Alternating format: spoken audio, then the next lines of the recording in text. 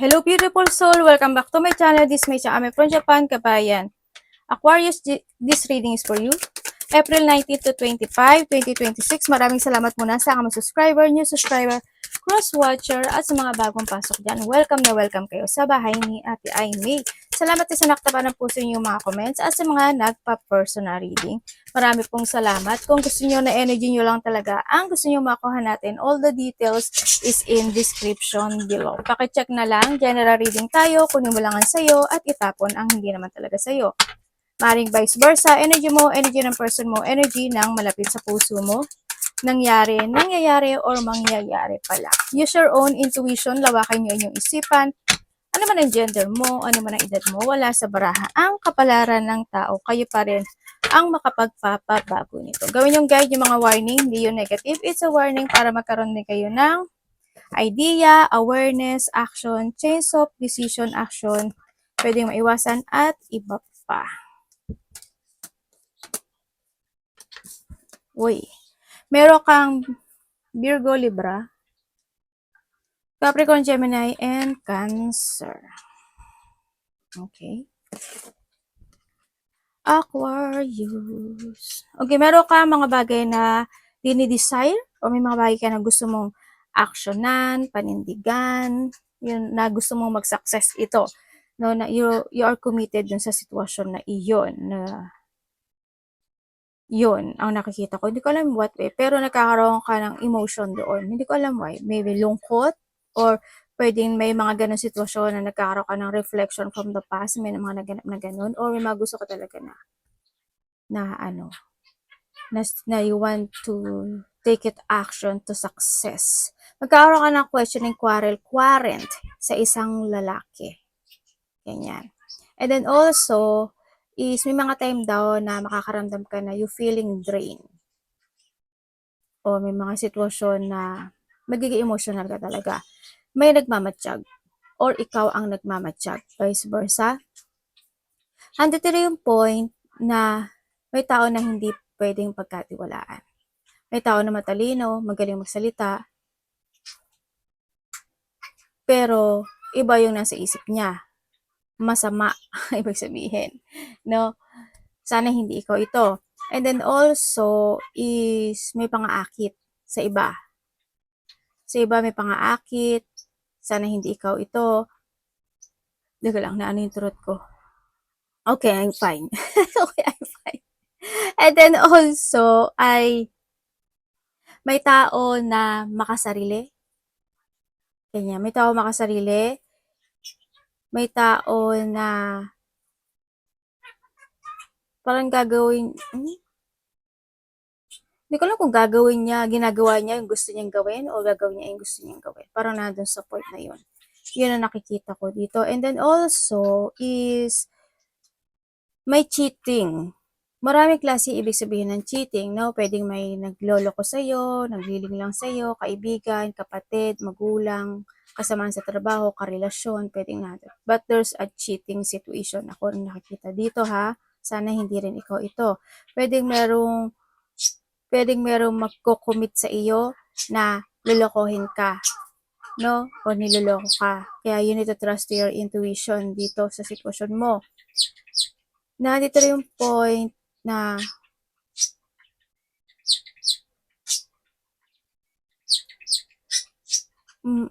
pangliling lang to.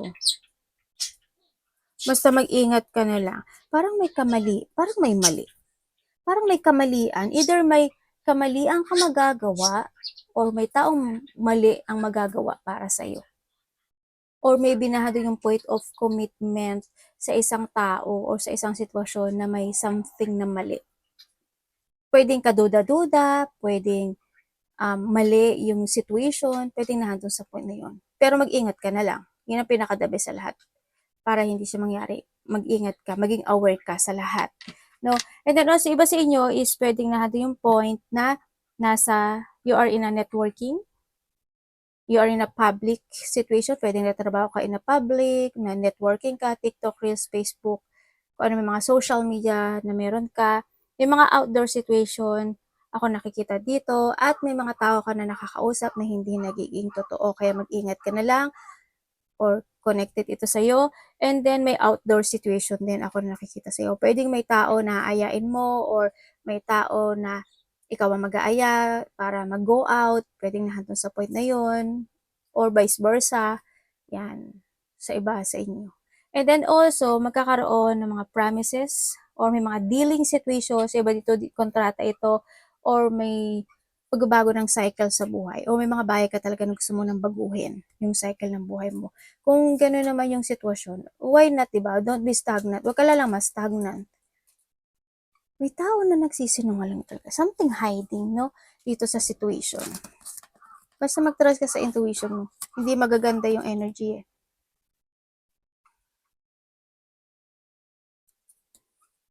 Success. Okay. Kung ito is, when it comes sa love, kung this is a love, kung kayo is single, mag-ingat ka na lang sa nakikita ko sa'yo dito. Pwede kasi na handun yung point na magkakaroon ka ng mga lack of clarity, handun yung point na pwedeng hindi ka na rin gaano nagtitiwala or hindi ka na gaano magtitiwala. Pero ang nakikita ko dito is, itong taon na to is pwedeng magiging very understanding para sa'yo. Mag-doing best siya sa'yo or ikaw ito sa kanya ha. Yun, pwedeng successful ito sa career niya or this is you. Ang nakikita ko dito, vice versa. Sa mga single yun ha. Sa mga nagkahiwalay naman dito, sa mga nagkahiwalay kasi hindi ko yung naging priority. Nawala na rin yung belief system nyo sa isa't isa sa nakita ko to. Kasi isa dito is makasarili. Ang hindi ko lang maintindihan, isa kasi patient kasi yung isa sa inyo, pero hindi ko alam kung ikaw rin yung patient or siya or magkahiwalayan sasabihin ko. Kasi isa dito, mas more on focus siya sa pera. Hindi ko alam mo, material things parang nandun sa point na yon. Kung nagkaroon ng third party, oo, nagkaroon ng third party kasi more on self siya sa nakita ko dito. Yon. Kung kayo naman is may third party relationship, yes, alam mo, nagaano ka lang, deadma ka lang. Ginagawa mo pa rin yung best mo. Yun. O pwede naman na you are more on focusing na rin sa trabaho mo. Pero sometimes, syempre, hindi mawawala yung pag-iisip no? Dito sa situation pagdating sa relationship. Parang nahando yung point na bakit gano'n? Binigay ko naman yung best ko pagdating sa connection. Bakit parang hindi niya nakita yun? Mga ganyan-ganyan. Kung wala naman kayong third party relationship, may mga time daw na hindi kayo magkakasundo talaga. May mga time na parang magda-doubt ka sa kanya or siya sa'yo, ganyan. Yan na nakikita ko dito. Kung this is sa career, kung sa career mo ito, you will become a successful. Ibig sabihin, kaya mong iangat yung sarili mo dito, no?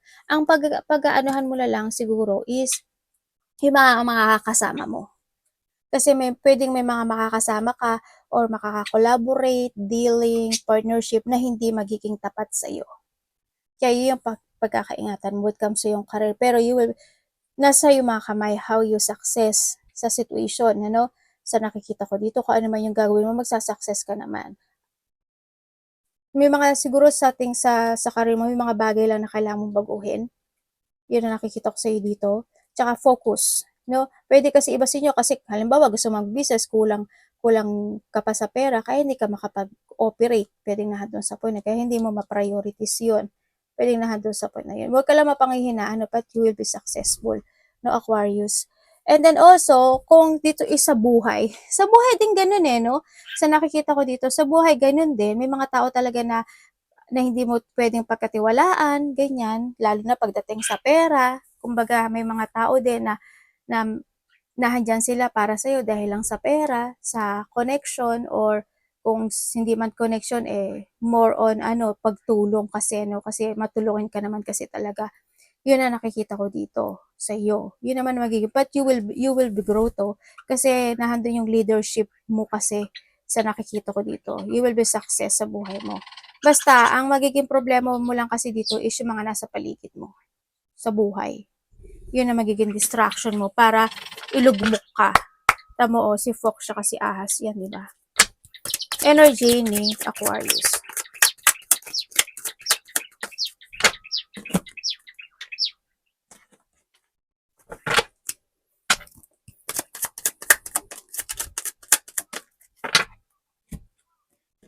Okay, when it comes sa yung energy, pagdating sa yung energy, pwedeng may hinihintay ka na gusto mong mag-success, ma-achieve, ma-fulfill, or may paghihintay na situation, ano.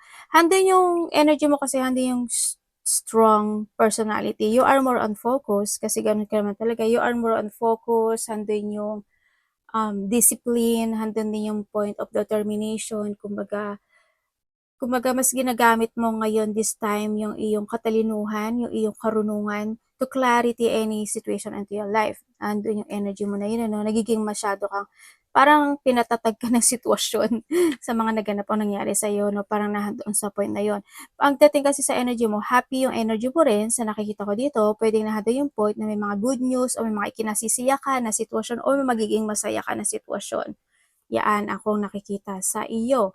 Sabi to, sa iba sa inyo may hinihintay kayo or maybe sa iba dito is magkakaroon kayo ng enlightenment or may mga pag-iisip na kayo ng mga bagong plano, parang mag-iiba yung perspective mo sa buhay, yung pananaw mo sa kinabukasan, para mag-iiba yun eh. Yun na nakikita ko sa'yo dito. May mga babaguhin ka na situation, may mga sisiyasatin ka, alamin, parang nahando sa point na yun. Parating kay Aquarius. Maraming kang iniisip actually ano, dito sa sitwasyon mo. Ang daming tumatakbo sa isip mo, ang dami mong iniisip.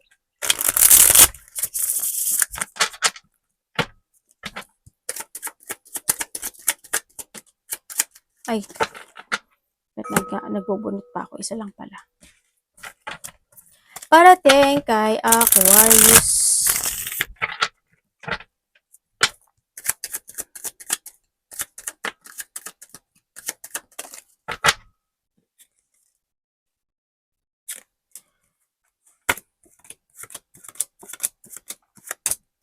Okay, parating sa iyo. Parating sa iyo,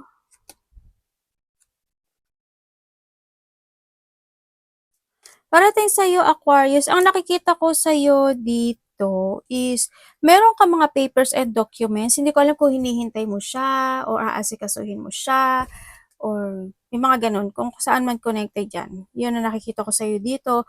Parating din sa iyo kasi is may struggle eh, no?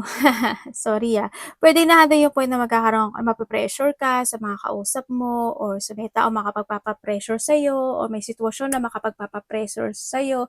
Magkakaramdam ka ng mga poot, conflict, or basta struggle siya. May mga sitwasyon na uncontrol, mga ganyan sitwasyon, or may mga time talaga na pwedeng mawala ka sa direksyon mo, ganyan. Basta balanse lang ang nakita ko dito, kailangan mo talaga. Parating din sa iyo is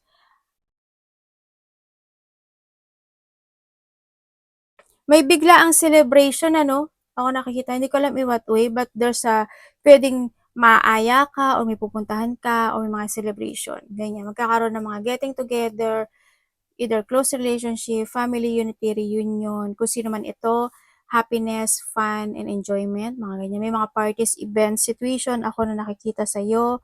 May mga ikaka-excite ka raw. And sa iba dito, surprise parties yan. May mga wedding situation, pwedeng nahandon sa point na yun, mapag-uusapan, o kaya pupuntahan, atenan, o may mga, or kasalan, pwedeng nahandon sa point. Sa iba, ano to, coming home, ganyan. Pwedeng uuwi ka, kung saan ka man uuwi, probinsya, ibang bansa, Pilipinas, kung saan, or may parating. Pwedeng nandun sa point na yon. Alam mo ba na may tao dito na either kapamilya ito, or maybe this is you, may tao kasi ako nakita na may boundary pagdating sa'yo. Or maybe you putting boundaries. Nandun din yung point na nagkakaroon ng mga struggle when it comes to a territorial, o may mga pag-uusapan kayo related to a territorial, bahay, lupa. Ang sabi rin dito kasi ano 'no, kailangan mo daw, 'wag kang masyadong ang daming iniisip. Basta maghinay-hinay ka lang daw sa mga ginagawa mo. Mag-trust ka daw sa intuition mo to make a choices right and be patient to make a choices. Nasa sa'yo ang beat, 'yan. Nasa sa'yo daw, 'di ba parang uso 'yun, 'di ba? Nasa sa'yo daw ang desisyon na 'to. Kailangan mo lang daw na manindigan para makamit mo or ma-achieve mo ang gusto mo. Magplano ka ng maigi, 'no? Planuhin mo 'tong maigi, pero nasa depende kasi ito sa actions mo. It's kumbaga it's up to you to make it happen. Nandun sa point na yun. If you want to be stable, if you want na maging maganda yung situation mo, yun. Kung may mga bagay na need to fix, fix it. No? Yun na nakikita ko sa iyo. Huwag ka daw masyadong maging, tingnan natin yung yung dapat iwasan. Pero, hindi ko sinasabing magdamot kayo. No? Over kindness is no. Huwag ka daw mapanghihinaan. May sakit ba kayo? Diba dito parang may tao kasi na may sakit. Medyo may weak situation. May mga celebration ako nakita. May mga union, ganyan. Tingnan natin ang iyong dapat iwasan.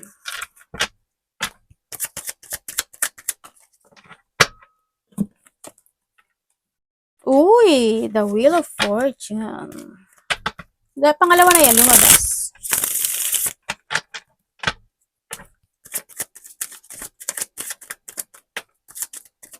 Okay. Dapat mong iwasan. Okay, Aquarius, dapat mong iwasan. Siyempre, yung hindi mo alagaan yung sarili mo. Ganyan, hindi mo pahalagaan yung sarili mo. Focus.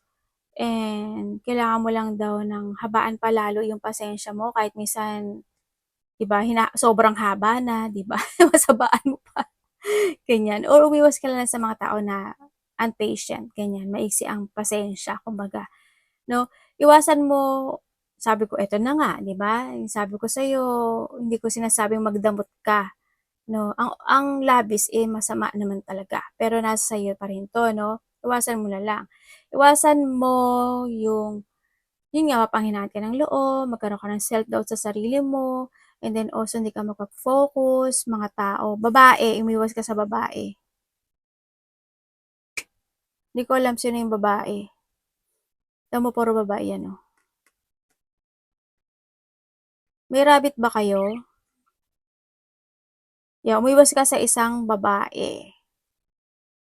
Pwede itong babae na ito, matapang. Actually, dalawa yung babae nakikita ko.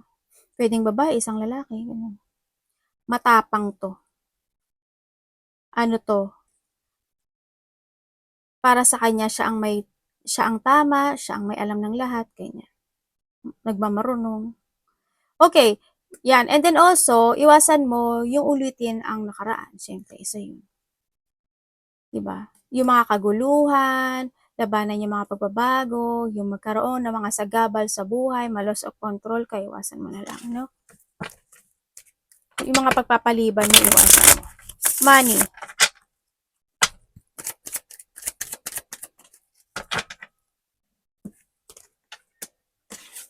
Ayun lang.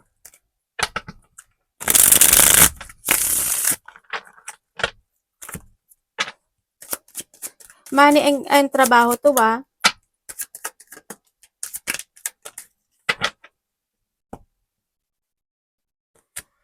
Okay, pagdating sa iyong money, we have the 5 mo. Trabaho and money ito. Pagdating sa pera mo, mabilis lumabas ang pera mo. Hindi ko alam bakit. Ano nangyari? Pwede may mga ikakagulat, ikakashock, o ikabibigla kapag dating sa pera mo or sa trabaho mo. Sa iba sa inyo, mabilis. Pwede may mga magkakaroon mga problema, no? Sa iba sa inyo. Sa iba naman sa inyo, is magkakaroon kayo ng mga pagtatalo o pag-aaway o hindi pagkakaintindihan. Either sa kasama sa trabaho ito or sa kaperahan or sa mga territorial situation. Ako na nakikita dito. Ganyan. Oo, may mga bullying ka rin no? May bullying situation din Kaya medyo struggle yung pera mo, kaya ngayon pa lang ingatan mo na yung pera mo, no? Sa nakikita ko sa iyo dito. Mag-ingatan mo yung pera mo. Masyadong mabilis ang mga paglabas o masyadong mabilis ang mga magaganap o mangyayari na situation, ganyan. Pwede rin kasi na may mga pagkakagastusan ka talaga when it comes to traveling, mga paglipat, mga ganyan. Baka nahandun sa point na yun. Malayo o malapit man yan, ano? Yun. Baka may mga asikasuhan ka rin talaga ng mga papers and documents, isa rin yun talaga. Baka kasama yun sa ano mo. Pero ingat ka kasi why? Andito si As, andito si Fox. Sa trabaho mo at sa pera mo, ingat ka na lang. Kasi may maraming hindi pwedeng pagkatiwalaan pagdating sa pera. Ate, wala naman akong pere. Yun na nga lang ang problema, 'di ba? Ano dapat mong gawin? Hahayaan mo ba na wala kang pera? 'Di ba? Kailangan sa'yo magkaroon ka ng bagong strategy, kapag gusto, may paraan, 'pag ayaw, napakaraming dahilan, gano'n lang 'yun. You need to be wiser and stronger this time. Siyempre, whatever holding you back sa nakaraan, this is the time to let it go, leaving behind, and siyempre, mag-moving forward. Accept all the lesson sa nakaraan, ang pinaka-the best sa lahat. Anak, nag-ano ka sa mic ni mami, sorry. Nag-ano ba, interrupt ba yung anak ko? Yun. Arigato namaste, God bless.